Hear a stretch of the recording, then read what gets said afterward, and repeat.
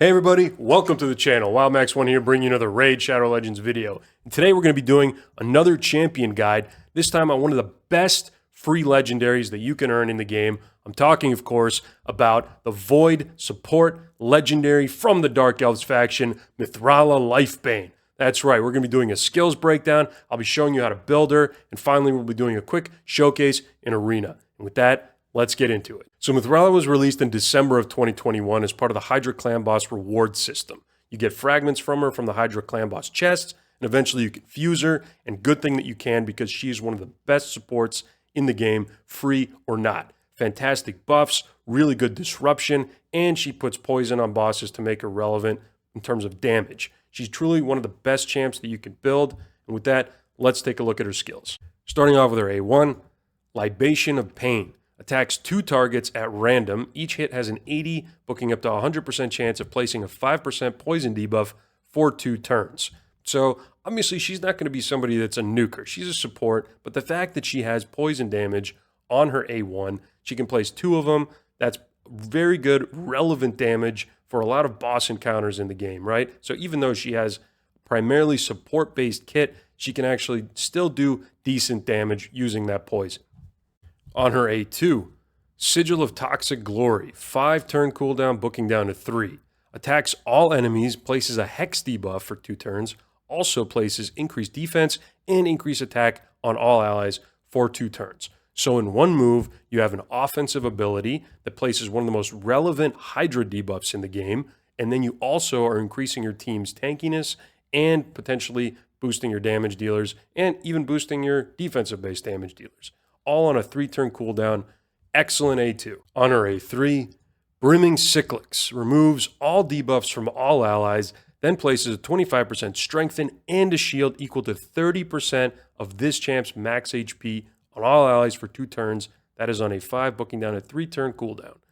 One of the best cleanses in the game. Not only does it cleanse everybody on the team, it puts strengthen on them and a shield debuff for 30% of this champ's max HP. She has pretty decent HP as we can see over here. So if you build her with a bunch, this is going to be a massive shield. Really, really solid A3, makes her relevant. So much content. Even if you don't need the cleanse, the strengthen and the shield still apply. Such a good ability. And finally, looking at her passive, Gaze of Stone. Whenever this champion is attacked by an enemy under a hex debuff, which she places, has a 50% chance of applying a petrification debuff on the attacker for 1 turn. For those of you that don't know, petrification is essentially your champion gets completely CC'd and doesn't get any positive buffs put on them. You can cleanse it off. You only take 40% of incoming damage, but you're basically a figurine of stone, hence the whole Medusa vibe, right? So whenever anybody under Hex attacks Mithrala, she has a 50% shot, coin flip, of petrifying them. And whenever an ally is attacked while she's on the same team by somebody under Hex, then she has a 30% chance of petrifying them. And we're not done yet. Also increases this champion's resistance by the amount of accuracy that she has. So if you want to make her tanky, most cleansers in the game, you want to have a requisite amount of resistance, especially in Arena, so that you can be there once your team gets crowd controlled to bring them out of it using the cleanse. When it comes to Mithrala, it's so much easier to build her because of this passive, because of the fact that she gets resistance equal to the accuracy that she has. That means that you can just stack accuracy on her, which guarantees that she's going to be getting her hex and poison on the enemy. And then at the same time, you're going to be ensuring that she's going to be as tanky as possible. She's going to be applying this extremely annoying disruptive petrification debuff to anybody she applies hex to. And at the same time, she's going to be keeping your team cleansed because she's not going to be getting CC'd due to that high resist. Such a good, cohesive kit. Can't say enough about it. Finally, her aura, as you can expect, accuracy in all battles. So really good, 80. Again, for her, this has extra value because of that passive. All right, now let's take a look at her total stats. So she's sitting at, as a support, with 20k HP. That's good. Attack is irrelevant on this champ. She's a defensive-based support. Defense is very good at just over 1,300. Speed is actually quite good on her, 109. That's almost as fast as a Marichka or an Elva, and then the rest is not really important. When building her, you already know you're going to make her fast. You're going to be making her tanky. You want a bunch of HP on her because that's what makes her shield scale. So you want to make sure that she has a lot of HP, so she applies massive shields for your team. You want to make sure she's fast so that she can cleanse them and keep them supported as need be. And then you finally want to make sure that she has a lot of accuracy on her kit because it's going to be doubly effective on her. You're going to be getting double the value for any accuracy that you put on her. And with that, let's take a look at how to build her. So as with any champ in the game, the first thing you have to do before you're going to build them is decide what you're building for, right? If you need a champ for a particular piece of content, then you have to build them right. For Mithrala, when I first got her on my account, she slotted into virtually every single team that I had. She was that good. She was a carry for me. The cleanse, the shield, the disruption from the hex and wave-based content, she was and still is such a good champ. But at this point in my account, she's kind of left her way from my Hydra teams. I have different hex appliers there that work better with my particular compositions.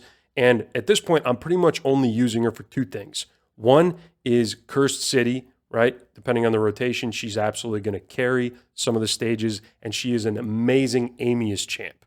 And the second is conditional teams in Siege. She works really well there. So I wanted to make sure that she was going to be effective in both those game modes with the current build that I have on her.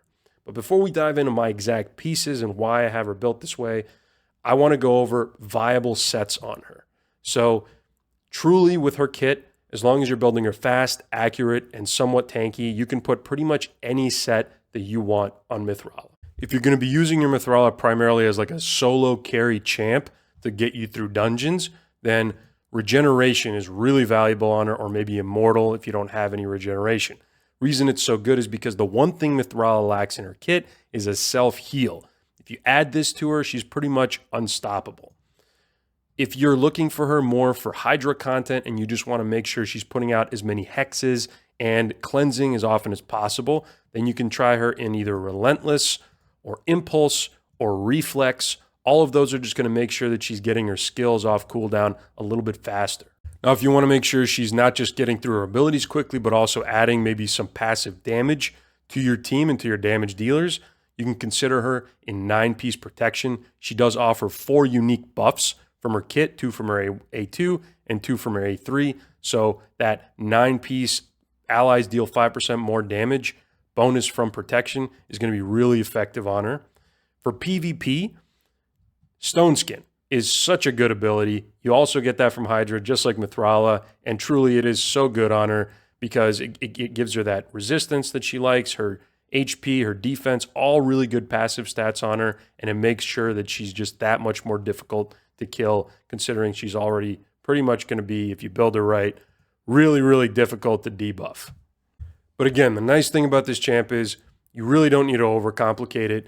Even Perception, which is one of the most easy to acquire, to craft from Faction Wars sets in the game, is one of the best on her. Accuracy gets double value. Speed, Mithrala really appreciates. So if you don't have any of those other sets, you don't really need them either, unless you're really trying to have her be a solo champ, in which case she will need a little bit of self-heal from her sets through Regeneration or Immortal. But for the most part, 6-piece Perception can be good for Mithrala in virtually any content. Getting back to my gear here and the role that I have her in, I want to make sure that she doesn't immediately get one shot, so I have 4-piece of Stone Skin. I want to make sure that she survives that initial onslaught in any kind of conditional siege battle that I have her in. And after that, I just put her in my best remaining Perception pieces to make her fast, accurate, and tanky. And now let's look at the individual pieces. Starting off with my ring, we have HP with HP Ascension. We have HP on the amulet. We have accuracy on the banner. For the gloves, we have HP percent. If that's defense percent, that's fine. We have accuracy on the chest. And finally, we have speed with speed on the boots. For total stats, we're looking at 82k HP, 3.8k defense, 275 speed, 330-ish resistance, and 750 accuracy. And again, if we take this and add it to the resistance, we know the resistance is approaching around 1100. So that is a lot of resistance, and this is a lot of accuracy. And for, unless you're getting to really, really high-end arena, this is enough to be placing her Hex on the opposing team. Now again, if you don't care about arena and you're going to be only using her in PvE game modes, you don't need anywhere near this level of accuracy. You can drop this, you can put her in an HP percent or a defense percent chest piece, or switch her banner out to defense or to HP and just make her a little bit more tanky that way. For any content in the game, I'd say like getting her up to 500 accuracy is probably plenty for whatever you're going to be pursuing, and then that's also going to be giving her plenty of resistance. So you don't have to get stats like this, and if you are going for arena, then I would even try to push higher than this if you really want to make sure that she's going to be one of your, just a rock on your team that's there, that's never going to get debuffed. It's always going to be able to cleanse, and that's going to be able to be putting out her poisons and her Hex. For relics on Mithrala, I decided to go with the Molten Death Bell. I think that this has one of the best values you can get on relics for Mithrala. It's got accuracy, defense, and HP as the stats, all relevant for her, and it also gives her 10% turn meter, booking up to 20% turn meter whenever applying petrification, which is really, really good on her, considering this is just a rare relic. Now, if you really want to know the best relics you can put on Mithrala, if you are, absolutely loaded with relics, I would consider putting either an Aspect of Siroth or a Wand of Submission on her.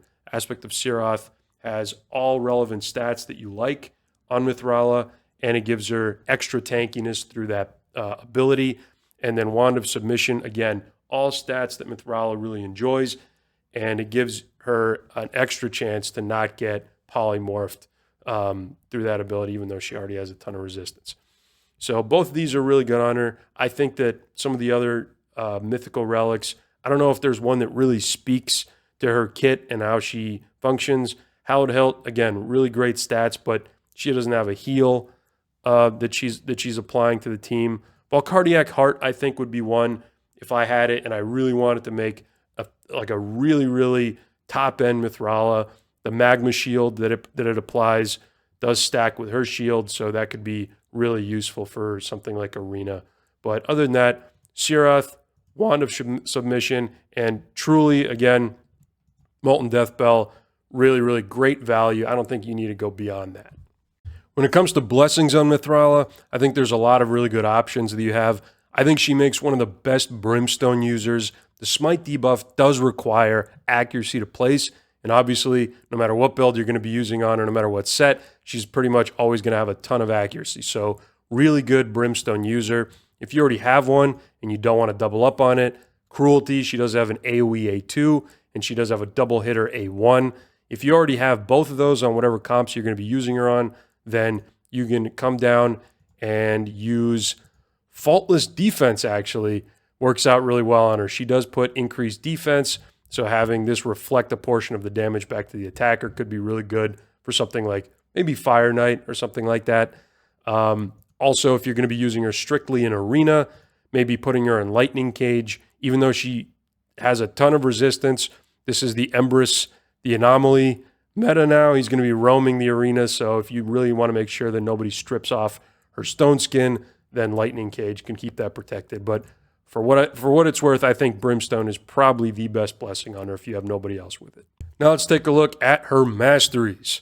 So I have my Mithrala built in primary support tree. I came down and picked up Eagle Eye. I really want as much accuracy as possible for Siege Arena.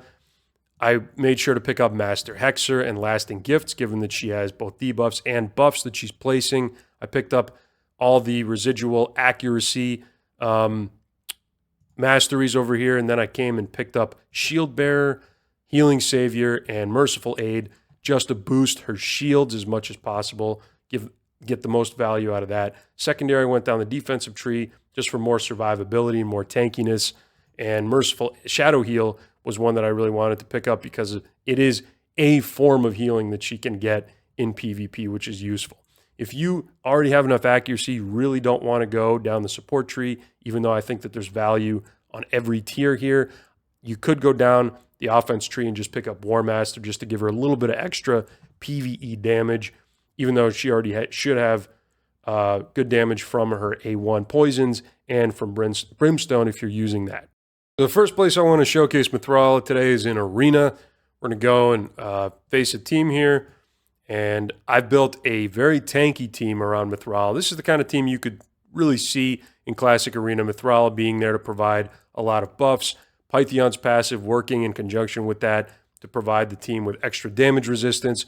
Harima's passive making the team even tankier. And finally, UDK being who UDK is. So this is a team you'd really throw up maybe as your defense team if you want to make sure you don't get knocked down a tier. Just something really tanky and annoying to face. A lot of players don't have the patience to face something like this, so they're usually just going to avoid these kind of teams if you do see them. I know that that is definitely the case for me if I'm just looking to get some quick wins. All right, so in this case, we see the Harima's not doing too great, but the rest of the team is doing exactly what they should be doing. They're just rocks that are there to slowly petrify the opposing team, slowly whittle them down, and just generally get to a place where their team starts to keel over. So right now, I'm just hoping that Harima starts to ramp a little bit. There we go. A little bit of damage went out. As you can see, Mithrala's petrification passive here is doing a lot, making sure that the opposing team loses turns. Now their reviver is gone.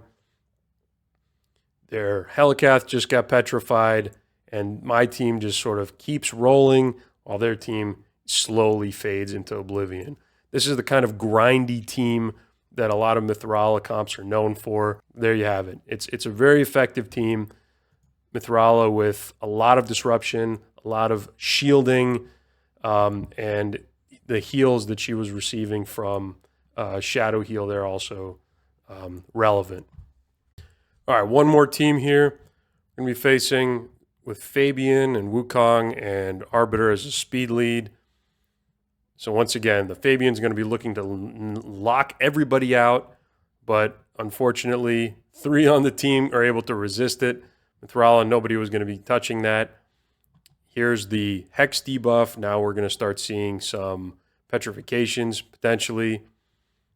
Brimstone coming from Mithrala. There's a petrification on Deacon. And their team is slowly starting to bleed out to this stall comp that we have here. Again, petrification on Fabian. You can see how annoying this is, truly, and how difficult it can be if you have no good way of dealing with the Mithrala. She just continually puts it out and continually keeps the other team basically disabled while your team can slowly ramp or take out their key, the key champs on their team, like the Reviver and things like that.